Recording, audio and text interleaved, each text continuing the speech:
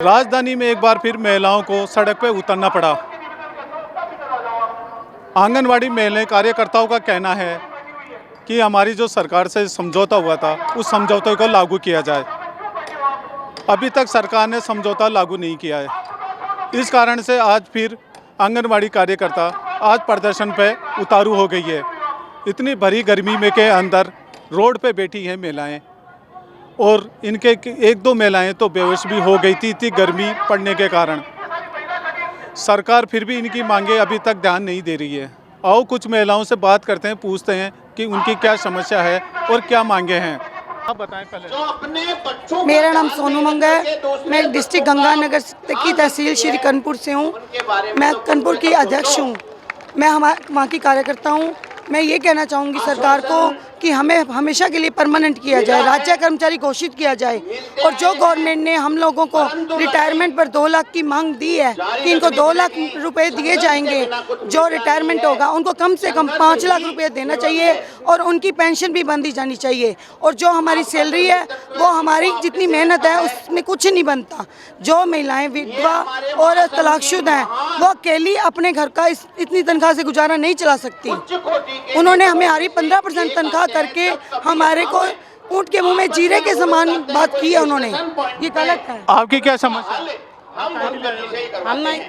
हम सहायिका हैं आंगनवाड़ी, तो हमारा कुछ भी वेतन नहीं है, तो इस वेतन में हम बच्चे पाले क्या करें। अभी हमें जब सरकार ने हमारे को पहले धरना दिया, राज्य कर्मचारी घोषित किया था, तो वही मांग पूरी कर दे तो सब कुछ मिल जाएगा हमारे को। तो वही है, ये वेतन है। अब अभी कितना मिल रहा है? अभी 4,500 रुपये। तो आप कितना चाहते हैं? कम से कम 20,000 रुपये थे। 500 रुपये तो एक वेतन को किसी को भी, चपरासी को भी दे रही है ना, अनपढ़ चपरासी है उसको भी दे रहे हैं। तो हमसे नहीं ले रहे हैं कि काम, वो ड्यूटी तो कर ही रहे हैं ना, वहाँ जाके बैठे चाहे कुछ भी करें, लेकिन ड्यूटी तो ले रहे हैं ना। तो हम बच्चों के लिए कहाँ से रहेंगे? हम भी हमारे बच्चों के लिए। आप लोगों ने पहले भी एक बार पहले भी आपने प्रदर्शन किया था, काफ़ी संख्या में महिलाएं आई थी, फिर उसके बाद में भी तुम्हारा हल नहीं हुआ और फिर आज प्रदर्शन कर रहे हो। हमें आश्वासन दिया गया था और चुनावी वर्ष 2018 में भी वादा किया गया था कि आपको राज्य कर्मचारी घोषित, लेकिन गहलोत सरकार ने हमें गुमराह किया है। तो एक सेकंड, गहलोत सरकार को भी हम कहना चाहते हैं कि साहब आपको तो गेट तक जनता जानती है और हमारी पहुंच चूल्हे तक है। हम ये सरकार उखाड़ फेंकेंगे यदि हमारी मांगे पूरी नहीं हुई। पहले तो हम निवेदन करते हैं, वरना फिर हम इस चीज़ का विरोध करेंगे। और बहनों का मान सम्मान, एक नारी के ऊपर हमारे पास हमारे पे बोझ घर का भी है, समाज का भी है। लेकिन गहलोत सरकार से निवेदन है कि हम आपको हाथ जोड़ के बेनती करते हैं, नहीं तो गहलोत सरकार वो भी दूर नहीं कि हमारी पहुंच भी चूल्हे तक है। इस बात का ध्यान रखना हमारा भी चैलेंज है इस बात में। अभी आप जैसे इतने मानदेय में कैसे परिवार चला रहे हैं? हम बड़ी मुश्किल से करके चलाते हैं। 100 रुपए में क्या चलता है? बड़े आदमियों के दूध ही आ जाता है इतना सा। हमारे बच्चों को फल फ्रूट भी कभी नसीब नहीं होते हैं, क्योंकि उसमें खाना ही खिला सकते हैं, एजुकेशन का तो नाम भी नहीं है। हम क्या करेंगे? कैसे BA-BEd कराएंगे? सरकारी स्कूलों में हमारे बच्चे पढ़ रहे हैं। देखिए मंत्री जी का बच्चा भी सरकारी में ही पढ़ रहा है क्या? और 100 रुपए में दूध ही आता है और तो खर्चा, मेहनत मजदूरी भी नहीं जा सकते क्योंकि लगाते ही नहीं है हमें। तो इस समस्या को देखते हुए हमें नियमितकरण में लिया जाए। कुल मिला इस बार चुनाव में आपका महिलाओं का क्या असर दिखेगा इस बार? अगर मांगे नहीं मानी तो आपकी नहीं मांगी तो सरकार ये तो वापस आने से रही सरकार, क्योंकि हम आगे तक जाएंगे अगर हमारी अब मांगे पूरी नहीं होंगी। अब ये देखो, जो महिला इस आंगनवाड़ी की तनख्वाह पे निर्वाह कर रही है और 4-4.5 हज़ार में क्या कर लेगी? जो किराए से रह रही वो बच्चों को पढ़ाए, खिलाए या किराया दे, क्या करेगी? पहले तो वादा कर देते हैं परमानेंट करेंगे, आपकी तनख्वाह इतनी बढ़ जाएगी, इतनी बढ़ जाएगी।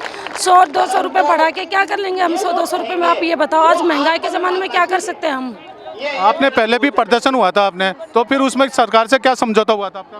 उन्होंने ये कहा था भाई हम जितना हो सके हम अच्छा ही आपके लिए करेंगे, तनख्वाह अच्छी बढ़ाएंगे, आपको परमानेंट करेंगे। लेकिन परमानेंट तो दूर, तनख्वाह भी यूँ नहीं 50% तो बढ़ाएं, ये नहीं 100-200 रुपये बढ़ाया उन्होंने, इसीलिए हम दोबारा वापस आए हैं। अगर हमारी अब मांगे पूरी नहीं होंगी ना, हम बगावत पे उतरेंगे। आगे क्या करोगे? आगे यही करेंगे कि गहलोत जी की सरकार आने ही नहीं देंगे अब की बार। हम सब कह रहे हैं या तो हमारी विनती सुन ले, हम उनसे हाथ जोड़ के विनती कर रहे हैं कि हमारी जैसे आप वो वोट लेते हैं हाथ जोड़ के, आज हम उनसे वोट वही हाथ जोड़ के विनती कर रहे हैं कि हमारी समस्या सुने और हमें अपने हक के लिए तैयार रहने के लिए हमें जो दी जा रही है, हमारी जो घोषणा है, हमारी जो हम जो अपनी मांग कर रहे हैं उन मांग को पूरा करें, हम यही विनती कर रहे हैं। आगे से हम गहलोत जी की सरकार आने ही नहीं देंगे। आप देख रहे हो महिला की कितनी शक्ति, कितने लोग यहाँ पे इकट्ठा हुए हैं, तो सोचो इतने वोट ही गहलोत जी को नहीं मिल पाएंगे। तो पूरे राजस्थान से आए हो आप सभी महिलाएं हैं? तो अगर नहीं मानती तो फिर अब अगला कदम क्या रहेगा? ये धरना जारी रहेगा? जारी रहेगा, कार्य बहिष्कार है, इसको हम जारी रखेंगे। हमें वापसी बहाली में लिया जाए, वापसी हम बेरोजगार हो गए सबकी सारी बहनें, तो हमें वापसी रोजगार दिया जाए, बेरोजगार कर दिया तो हमको। 100 रुपये में क्या खर्चा चला? खर्चा कैसे चलता है, बहुत मुश्किल होता है चलाना। कोई बहनें कैसे अपना घर कैसे गुजारा कर रही थी, पालन कर रही थी। कितनी डिमांड कर रहे हो सरकार से? हमें तो हटा दिया गया है नगर पालिका बनने के बाद, हमें वापसी लगाया जाए हम सभी बहनों को, नगर पालिका साथियों को। देखा आपने महिलाओं का दर्द।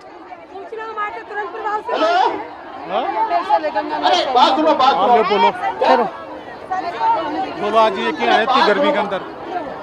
ये क्या इतनी गर्मी में इतनी सारी नहीं, हाँ इतनी सारी की महिलाएं हर जिले से आई है। गर्मी कितनी पड़ रही है, कोई टेंट की कोई व्यवस्था नहीं, कुछ नहीं। बेहोश भी हो रही है कई महिलाएं, भी एक महिला बेहोश भी हो गई।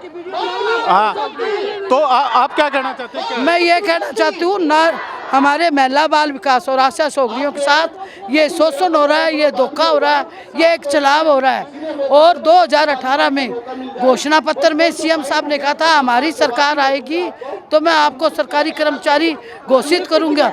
हमारी सरकार तो आ गई, पर ये तो मोदी जी तो झूठे हैं, ये उन्हों के भी बाप निकले झूठ बोलने में। और यदि हमें सरकारी कर्मचारी नहीं घोषित किया गया तो इसका हर्जाना आने वाले 2000 नवंबर, दिसंबर, जनवरी को सरकार को हम बताएंगे भी हमारे में क्या दम है, सरकार को पलट भी सकते हैं हम। तो इस बार चुनाव में असर दिखेगा? हाँ दिखेगा। यदि हमारा कुछ नहीं हुआ तो मेरा नाम सीता स्वामी, आप मेरे से आके मिल लेना। यदि हमें सरकारी कर्मचारी घोषित नहीं किया, आशा कार्यकर्ता सहायिका साथी को, तो हम तक राज बना भी सकते हैं, तो राज पलट भी सकते हैं मेरा। और हम बहुत नाराज हैं। अब ये अब मेरी बहनों का ये हाल है, क्या गर्मी में बेहोश हो रहे हैं। ना ममता भूपेश जी आ रहे, ना किरोड़ी लाल मीणा जी आ रहे, ना सीएम साहब आ रहे हैं, वो तो बैठे हैं एसी में। ये भी किसी की माँ बहन बेटी है, शर्म करो सरकार। आप भी किसी मंत्री विधायक से जाके मिले कि भाई हमारी ये समस्या है? हमारे को बुनकर साहब कह रहे थे मिलाएंगे, अभी तक तो किसी को मिलाया नहीं। मेरे जिले में जितने सीएम साहब आए, सचिन पायलट आए, कोई भी मंत्री आया, मैंने हर एकों को ज्ञापन दिया, पर हमारे ज्ञापन की कोई सुनाई नहीं हुई। एक हमारे साथ धोखा हो रहा है। हमने महिलाओं से बातचीत की तो उन्होंने बताया कि हमें 100 रुपये मानदेय दिया जाता है, जिससे परिवार का खर्चा चलाना बहुत ही मुश्किल होता है। बच्चों को पढ़ाना, घर परिवार चलाना 100 रुपये में पॉसिबल नहीं होता है। और महिलाएं, इतनी सारी की महिलाएं यहाँ इस भरी गर्मी के अंदर बैठी है रोड के ऊपर। इनका कहना है जब तक हमारी मांगे नहीं मानी जाएगी और लिखित में आश्वासन नहीं दिया जाएगा, जब तक हम यहाँ से नहीं उठेंगे। चाहे हमें पुलिस कहीं भी ले जाके छोड़ दें, पर हम धरना स्थल नहीं छोड़ेंगे। वीडियो जर्नलिस्ट मालचंद गोस्वामी के साथ गणेश यादव, थिंक 360, जयपुर।